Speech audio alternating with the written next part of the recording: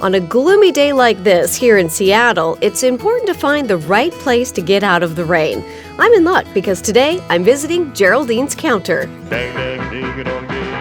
This Columbia City hotspot is the perfect place to warm up with a hot cup of coffee and a delicious breakfast. I like that when you come in here, there's, like as he says, a lot of color. Co-owners Stacy Hettinger and Sherwin Tolentino want their guests to feel as comfortable here as they do at home. That means fresh food is coming at you hot and ready. You can order lunch at 8 a.m. or you can order breakfast at 2 p.m. Geraldine's is really special. It's a space for friendship. It's a space for good food. It's like family. It's kind of like my Cheers, you know what I mean? We want people to wake up with us, and we want to be always appreciative of people who walk through the door. I mean, we are very blessed by our clientele.